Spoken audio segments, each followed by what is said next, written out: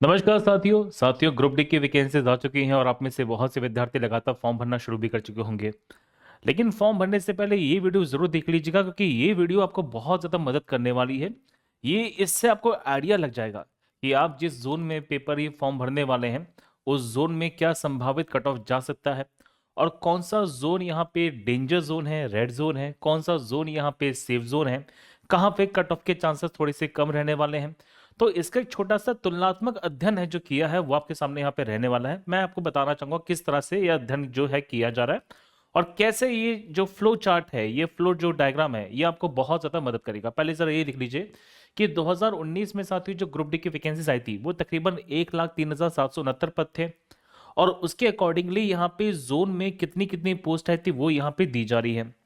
जबकि 2025 में जो ग्रुप डी की वैकेंसीज आई हैं वो लगभग 32,438 पद हैं। अभी हाल ही की यहाँ पे आप लोगों ने जिस तरह से ट्विटर कैंपेनिंग की तो ये ट्विटर्स आपके ट्रेंड में रहे, तो हो सकता है साथियों कि आगे जाके पोस्ट बढ़ा दी जाए। लेकिन फिलहाल जो पोस्ट अभी है मैं उसके ऊपर ये वीडियो है जो बना रहा हूँ और हम लगातार आपके साथ में हैं। लगातार हमारी यही मांग है कि कम से कम 1 लाख से ज्यादा पद हैं जो ग्रुप डी के दिए जाए, क्योंकि इतने सारे पद खाली हैं। आप देखिए कि इतनी सारी दुर्घटनाएं हो रही हैं, मेंटेनेंस पूरा हो नहीं पा रहा है, रेल की जो पटरी है वो जर्जर हालत में पड़ी है। तो मैन पावर की नीड तो है। और अभी हाल ही में हमने शायद कटिंग भी देखी थी कि जहां पे तकरीबन तकरीबन 1.5 लाख पद हैं जो खाली बताए जा रहे हैं। तो एटलीस्ट 1 लाख पदों पे भर्ती तो आनी ही चाहिए। खैर अभी हम बात करते हैं 32,483 438 पोस्ट के हिसाब से। तो मैंने बेसिकली जनरल कैटेगरी हिसाब से यहाँ पे जो कट ऑफ लिया है, क्योंकि कभी भी जो कट ऑफ होता है वो जनरल कैटेगरी से तो ऊपर जाएगा नहीं। तो ये हमारा कट ऑफ का मापदंड है। अब आप जरा देख पाएंगे ध्यान से कि 2019 में जो पोस्ट थी वो यहाँ पे वर्तमान की पोस्ट से तकरीबन तकरीबन 3.5 गुना ज्यादा है। आप ये सीधी सीधे देख पाएंगे कि तकरीबन तकरीबन 3.5 गुना पोस्ट ज्यादा है।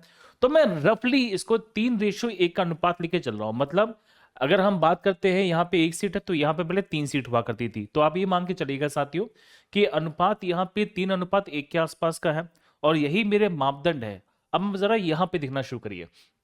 सबसे पहले अहमदाबाद है और ये वेस्टर्न मुंबई का जो क्षेत्र है वो साथ में शामिल किया मैंने। तो जब 1 लाख वैकेंसी थी तो उसमें 10,734 वैकेंसी आई थी और कट ऑफ गया था 62 के आसपास, जो ठीक है, ज्यादा अच्छा तो नहीं है लेकिन ठीक कट ऑफ था, डिसेंट कट ऑफ था। क्योंकि हाईएस्ट कट ऑफ उस समय 70 का गया था और मिनिमम कट ऑफ यहाँ पे 57 का गया था। सोचिए मिनिमम कट ऑफ को भी मैंने डेंजर जोन में रखा हुआ है। क्यों है अभी समझ में आ जाएगा आपको। तो 62 कट ऑफ था। इस साल वैकेंसी 32,000 पदों में से लगभग 4,600 यहाँ पे 72 पोस्ट आए हैं।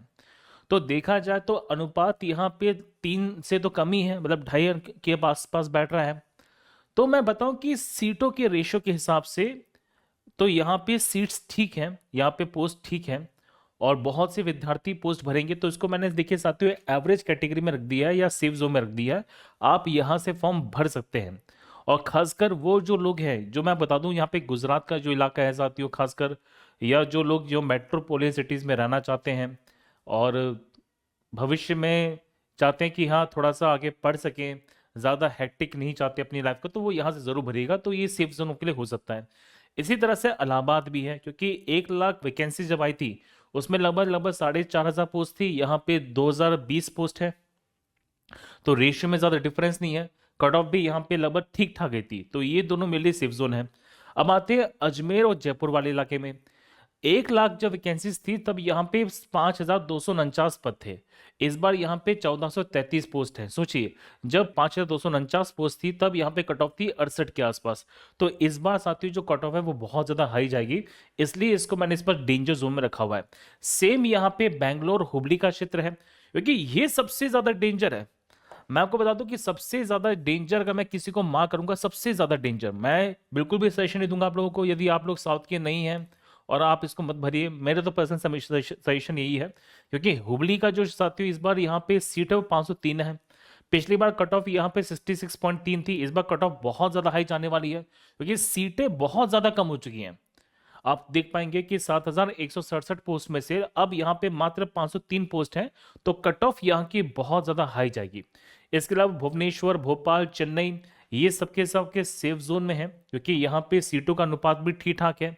अगर मैं बात करता हूँ भुवनेश्वर के बारे में तो भुवनेश्वर हमारा एवरेज में है। देखिए एवरेज मतलब क्यों, क्योंकि यहाँ पे पहले 2555 सीट थी, अब यहाँ पे 964 सीट आई है। रेस सीट में ज्यादा अंतर नहीं है, लगभग लगभग वही 3 गुना के आसपास है। और कट ऑफ 66 के आसपास थी, जो 70 तक जा सकती है। तो ये एवरेज है, सेफ तो नहीं कहूंगा। कोलकाता जोन वाले देखो ध्यान से, पिछली बार 10,873 पोस्ट थे, इस बार 1,044 पोस्ट है।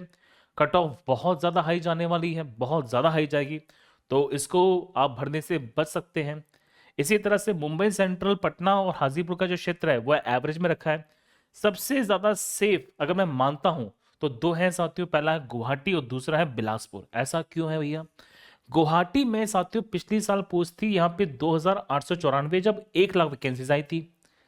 1 लाख वैकेंसी पर 2,894 थे और कट ऑफ गया था लगभग 60 के आसपास। इस बार 32,483 पोस्ट आई है, जिसमें 2,048 सीटें हैं। सीटें देखो तो एक तिहाई हो चुकी थी, लेकिन यहां पर ज्यादा अंतर नहीं मिला है। तो मुझे लगता है साथियों कि यहां पर भी कट ऑफ में ज्यादा अंतर नहीं जाएगा। अब ऐसा मत करना कि सबके सब यहां पे गुवाहाटी भर दो। एक्चुअल में नॉर्थ ईस्ट का क्षेत्र है, यहाँ पे ट्रांसपोर्टेशन की दिक्कत आएगी, क्योंकि ट्रांसपोर्टेशन नॉर्थ ईस्ट में ज्यादा तो है नहीं। और ऐसे लोग साथियों जो यहाँ पे भविष्य में पढ़ना चाहते हैं, अपनी फैमिली को रखना चाहते हैं, तो उनके लिए थोड़ा सा चैलेंजिंग हो सकता है। अगर आपको लगता है कि नहीं आप चैलेंजिंग जॉब को स्वीकार कर सकते हैं, तो आपके लिए बहुत अच्छा क्षेत्र हो सकता है गुवाहाटी का, क्योंकि कट ऑफ एक्सपेक्टेड है जो कम जाने वाली है। इसके अलावा बिलासपुर, देखिए बिलासपुर छत्तीसगढ़ का क्षेत्र है और ये थोड़ा सा नक्सलवादी इलाका है। और मैं आपको बता दूं कि नक्सलवादी इलाके होने के साथ में डेवलपमेंट किया जा रहा है, लेकिन नक्सलवाद का क्षेत्र है ये। तो आप अपने अकॉर्डिंग देख लीजिएगा इसको। तो बिलासपुर में साथियों जब पिछली बार थी 1 लाख वैकेंसीज, तो उसमें 1,664 पोस्ट थी। इस बार 32,000 में से 1,337 पोस्ट दी जा रही है। ज्यादा डिफरेंस नहीं है, कट ऑफ बहुत कम था, बहुत ठीक ठाक कट ऑफ इस बार रहने वाला है, ज्यादा हाई नहीं जाएगा। अब आते हैं सिकंदराबाद। याद कीजिए हैदराबाद का जुड़वा शहर है कि नहीं। तो हम जब सिकंदराबाद की बात करेंगे तो सिकंदराबाद में पिछली बार 9,328 पोस्ट थी, इस बार 1,642 पोस्ट दी जा रही है। कट ऑफ पिछली बार 57 गया था, लेकिन इस बार कट ऑफ बहुत ज्यादा हाई जाएगा, क्योंकि देखो पोस्ट बहुत ज्यादा कम हो गई हैं।